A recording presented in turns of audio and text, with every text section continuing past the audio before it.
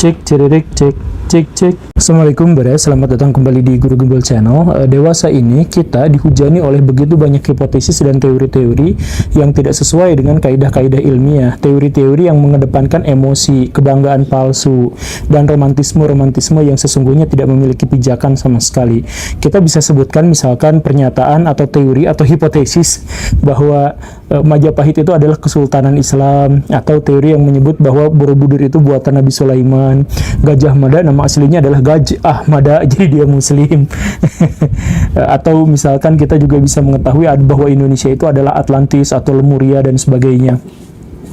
Saya sudah pernah menceritakan dalam salah satu episode kenapa banyak orang yang percaya terhadap hipotesis-hipotesis yang semacam itu. Tetapi yang paling harus digarisbawahi itu adalah bahwa kita mungkin percaya atau tertarik pada teori-teori itu karena sesungguhnya kita membutuhkan kebanggaan terhadap kelompok kita, tetapi kita tidak menemukan buktinya, sehingga kita terpaksa harus merekayasa bukti-bukti yang dimaksud itu. Baraya begini, tidak seperti cerita tentang segitiga Bermuda atau Kanjeng Ratu Pantai Selatan yang disebut sebagai urban legend atau folklore. Cerita-cerita yang tadi saya ceritakan, yang saya sebutkan itu ngakunya adalah ilmiah karena katanya sudah diteliti selama puluhan tahun oleh peneliti dan sebagainya. Definisi peneliti dalam konteks ini juga tentu saja harus dipertanyakan, karena yang dimaksud dengan penelitian itu memang harus penelitian akademik, dalam artian dia ada dalam naungan akademisi tertentu atau lembaga akademisi tertentu, kemudian ketika sudah selesai maka akan diterbitkan dalam buku atau jurnal ilmiah yang diakui atau diakreditasi. Nah, tetapi kan tentu saja kebanyakan masyarakat di Indonesia tidak paham dengan hal itu dan mereka sangat emosional. Jadi ketika digambarkan sebuah cerita atau narasi yang menyebutkan bahwa Indonesia luar biasa besar di masa lalu atau dan lain sebagainya, hal-hal yang semacam itu, maka emosi kita mendahului kemampuan intelektual dan nalar kita, sehingga kita mudah saja percaya.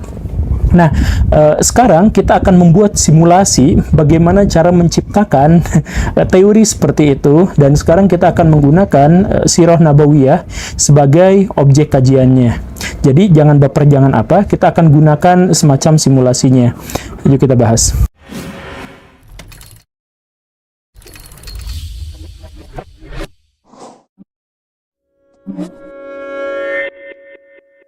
Baraya, fakta tentang Nabi Muhammad adalah alien itu adalah fakta yang tidak terbantahkan. Hanya orang-orang zolim, fasik, dan munafik saja yang tidak mempercayai pendapat ini. Jangan pernah mau dibohongi sama orang-orang elit global yang menyatakan bahwa Nabi Muhammad itu hanya Rasul biasa. Nabi Muhammad itu adalah alien. Nah, Baraya, biasanya teori-teori atau narasi-narasi yang menceritakan tentang pseudoscience itu biasanya memang dituturkan dengan kalimat atau gaya bahasa yang seperti itu. Gaya bahasa yang mencerminkan bahwa teori-teori yang selama ini ada itu adalah teori hoax, palsu, buatan elit global, dan lain sebagainya. Kemudian kita harus bangga terhadap agama kita, harus bangga terhadap nasionalisme bangsa dan sebagainya. Nah, biasanya narasinya diarahkan ke arah sana. Tetapi hal-hal mendasar yang harus kita pahami tentang Nabi Muhammad adalah bahwa ada banyak keganjilan terkait dengan pribadi beliau dan terkait dengan kemampuan dan pengetahuan beliau. Misalkan tentang bagaimana ceritanya Nabi Muhammad mengetahui bahwa Fir'aun itu akan mati, tenggelam, dan kemudian jasadnya akan diawetkan dan jasad itu tidak hilang. Nah, cerita-cerita tentang itu tentu saja baru kita ketahui saat ini, tetapi kenapa Nabi Muhammad bisa mengetahui itu? Atau misalkan tentang piramid.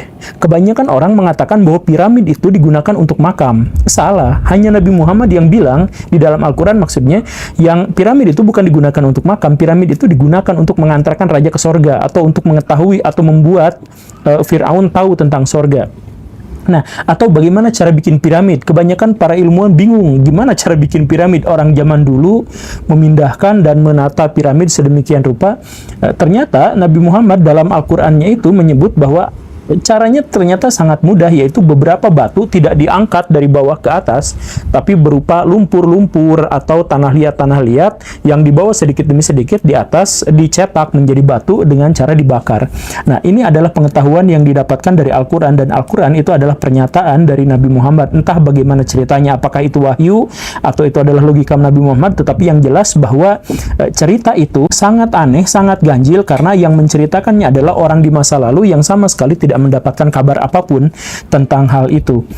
Atau misalkan tentang ruang angkasa, ini sangat aneh. Misalkan Nabi Muhammad mengatakan bahwa semakin jauh kita dari permukaan bumi, semakin tinggi kita mendekati langit dalam tanda kutip, maka semakin sesak nafas kita. Nah, karena kekurangan oksigen misalkan. Nah, orang-orang zaman dulu tentu saja tidak pernah tahu bagaimana cara ke ruang angkasa dan tiba-tiba jadi sesak nafas gara-gara kekurangan oksigen, tetapi di Al-Quran disebutkan seperti itu.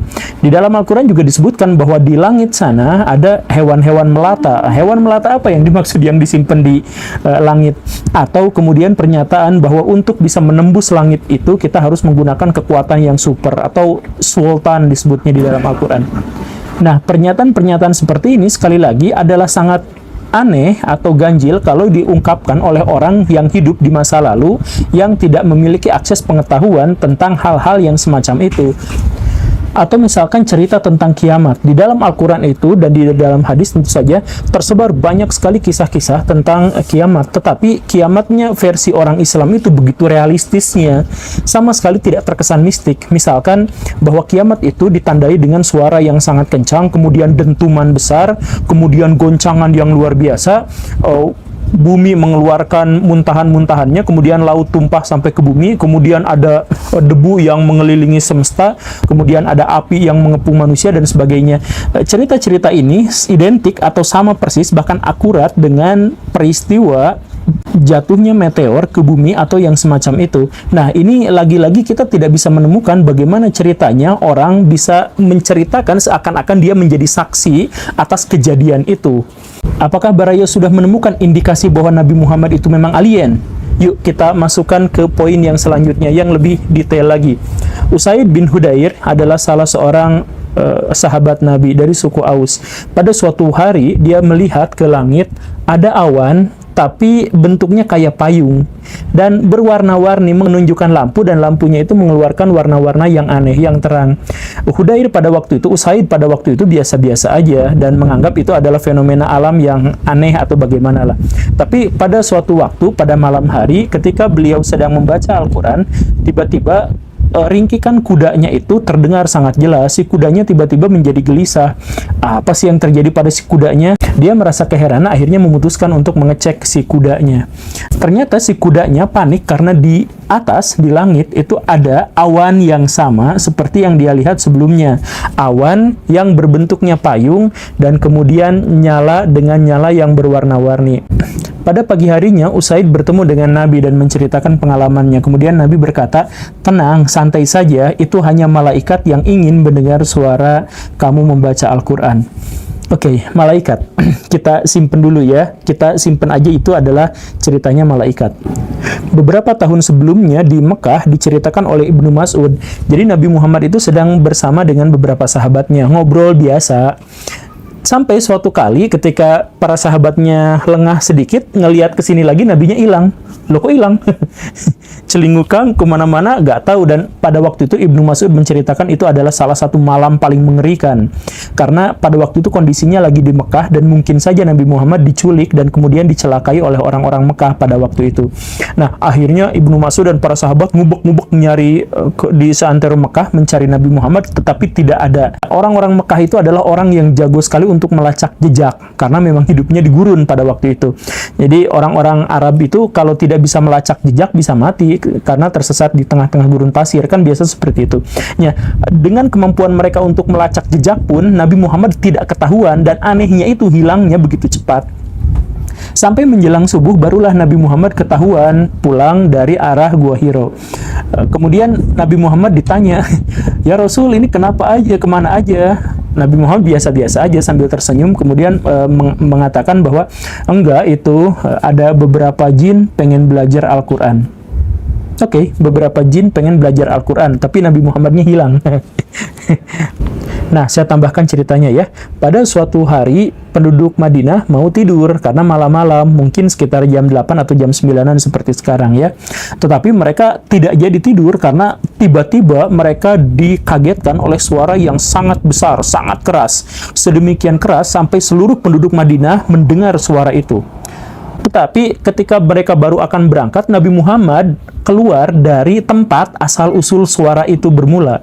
Nabi Muhammad naik kuda, kudanya kuda pinjaman, dan di depannya sudah bawa pedang. Nabi Muhammad bilang, udah, nggak ada apa-apa, sok tidur aja, nggak akan ada sesuatu yang harus kalian khawatirkan, baik-baik aja, silakan tidur. Ya, para sahabat, ya karena Nabi yang mengatakan, akhirnya mereka semua pulang ke rumah dan tidur. Cuman pertanyaannya adalah, sekali lagi, suara apa yang bisa terdengar sampai sedemikian keras, dan suara itu terjadi di masa lampau? Kita bisa berspekulasi apapun, tetapi yang lebih anehnya itu adalah Nabi tidak mempersilahkan para sahabat untuk mengeceknya. Mungkin ada konspirasi di situ ya. Yuk kita lanjut cerita berikutnya.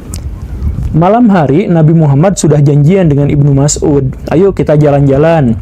Kamu kan pengen lihat satu rahasia saya kan? Rahasia tentang jin. Terus Ibnu Mas'ud, ayo ikut. Nabi Muhammad dan Ibnu Mas'ud jalan ke satu tempat. Kemudian di satu lembah, di suatu bibir lembah tertentu, Nabi Muhammad bilang, stop, berhenti di sini. Kemudian Nabi Muhammad bikin garis lingkaran yang melingkari Ibnu Mas'ud. Jadi kayak lingkaran anti beruang laut gitu ya, yang kayak di SpongeBob, tapi bentuknya lingkaran tidak oval. Nah, Nabi Muhammad berpesan kepada Ibnu Mas'ud, jangan pergi dari lingkaran ini, jangan lewati lingkaran ini. Oke, setuju? Setuju. Nabi Muhammad turun dari situ menuju lembah, dan di situ Ibnu Mas'ud melihat dengan mata kepala sendiri Nabi Muhammad tiba-tiba dikerumuni oleh 1, 2, 7, 10, 9, begitu banyak makhluk-makhluk yang tingginya lebih tinggi daripada Nabi Muhammad dan bentuk badannya menyerupai manusia, tetapi aneh karena kepalanya digambarkan seperti kendi.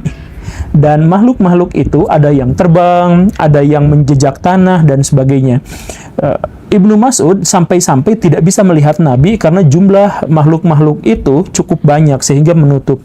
Ibnu Mas'ud karena khawatir Nabi Muhammad mau diapa-apain, sempat mau keluar dari lingkaran anti beruang laut itu. Tetapi Nabi Muhammad mengirim isyarat dengan tongkatnya yang kurang lebih ditafsirkan oleh Ibnu Mas'ud, nggak usah kesini, jangan khawatir. Makanya Ibnu Mas'ud diam di situ. Tetapi itu prosesnya lama sekali, berjam-jam, sampai akhirnya menjelang azan subuh, barulah si makhluk-makhluk itu seluruhnya pergi. Nabi Muhammad akhirnya datang lagi menghampiri Ibnu Mas'ud. Nabi Muhammad berkata, apakah kamu tadi tidur? Tidak. Kamu melihat semuanya? Iya. Apakah kamu keluar dari garis ini? Tidak.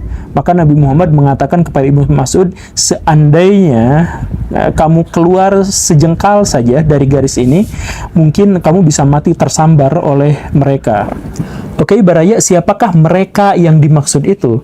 Kalau sebagian besar Muslim tentu saja mengatakan bahwa mereka yang dimaksud itu adalah jin, dan Nabi Muhammad sendiri memang mengatakan itu adalah jin. Tetapi kita di zaman modern mungkin harus berpikir skeptis atau berpikir ulang tentang definisi jin itu. Coba kita sangkutkan teori atau pernyataan yang barusan itu, riwayat yang barusan ini dengan riwayat-riwayat sebelumnya tentang dentuman besar Nabi tiba-tiba muncul dari situ, tentang pengetahuan ya Nabi Muhammad yang luar biasa tentang luar angkasa dan hal-hal yang terjadi di masa lampau dan di masa depan. Kemudian hal-hal yang semacam itu ditambah lagi satu riwayat yang cukup unik, yaitu bahwa Nabi Muhammad sering sekali digambarkan selalu dipayungi oleh awan. Jadi kalau Nabi Muhammad pergi kemana-mana, itu ada awan yang menutupinya sehingga Nabi Muhammad itu tidak kepanasan. Makanya diriwayatkan oleh banyak sekali riwayat bahwa Nabi Muhammad itu kulitnya putih. Kan di Arab itu semestinya kulitnya hitam karena memang latar gurun itu kan panas sekali. Bayangkan, mungkinkah bahwa awan lokal itu bukan benar-benar awan, tetapi awan itu adalah awan yang menyembunyikan entitas lain yang ada di dalamnya? Mungkinkah seperti itu? Ngomong-ngomong soal awan, Nabi Muhammad juga tercatat bisa mengendalikan cuaca, bisa mengendalikan hujan. Misalkan dalam sebuah riwayat yang sahih dari Anas diceritakan bahwa pada saat khutbah Jumat, salah seorang sahabat Nabi minta curhat bahwa tanah-tanahnya sekarang kering, kebun-kebunnya sekarang tidak bisa ditanami karena sudah lama tidak terjadi hujan. Maka sahabat itu minta, ya Rasulullah, mintalah kepada Tuhan. Maka Nabi Muhammad berdoa, dan tak lama kemudian di saat Jumatan itu juga hujan tiba-tiba turun. Jadi awan tiba-tiba mendung, kemudian hujan turun dengan sangat derasnya. Dan hujan itu selama seminggu berikutnya tidak beres-beres, atau mungkin setiap hari selalu terjadi hujan, sampai Madinah pada waktu itu dilanda kebanjiran dan banyak rumah-rumah yang hanyut gara-gara kebanjiran itu. Di Jumatan berikutnya sahabat yang tadi itu minta "Ya Rasulullah, tolong dihentikan hujannya karena ini sudah kelebihan." Maka Nabi Muhammad minta kepada Allah supaya hujannya berhenti, dan seketika itu pun hujan berhenti. Anas yang meriwayatkan hadis ini mengatakan bahwa Nabi Muhammad itu menghentikannya dengan cara nunjuk-nunjuk si awan. Jadi awan yang ditunjuk itu langsung bolong dan pudar. Tunjuk gitu, kayak main apa itu yang itu tiba-tiba pudar semuanya. Kalau kita runutkan semua kejadian yang tadi saya sebutkan, maka kemungkinannya cuma dua. Pertama, Nabi Muhammad berinteraksi dengan alien. Karena urusan tertentu ada sebuah konspirasi antara Nabi dengan alien. Yang pertama. Yang kedua, kemungkinan yang kedua, mungkin Nabi Muhammad sendiri adalah alien. Karena memang ada beberapa jenis alien yang bentuknya memang serupa dengan manusia. Nah, Baraya, demikianlah simulasinya. Kita lihat, walaupun fakta-faktanya nyata, dalam artian bisa dipercaya, secara historis bisa dipertanggungjawabkan, tetapi ketika kita menggunakan metodologi yang salah, maka hasil kesimpulannya pun akan salah. Jadi orang-orang yang misalkan mengatakan bahwa Indonesia dulunya Lemuria atau Atlantis dan sebagainya, itu berangkat dari sumber fakta yang benar, tetapi metodologi mereka itu adalah metodologi yang salah. Dan kita jangan terjebak hanya gara-gara emosional, hanya gara-gara romansa, hanya gara-gara menganggap bahwa teori yang dikemukakan itu membuat kita bangga sebagai Muslim atau sebagai Indonesia atau sebagai pribadi dan sebagainya, kemudian kita menerima dengan mentah-mentah. Dasar dari ilmu pengetahuan yang paling harus kita sadari adalah segala sesuatu harus dimulai dari sikap skeptis. Gitu saja ya Baraya, semoga bermanfaat, semoga bisa menjadi bahan pelajaran bersama. Terima kasih karena sudah menyimak. Saya Guru Gembul. Assalamualaikum warahmatullahi wabarakatuh.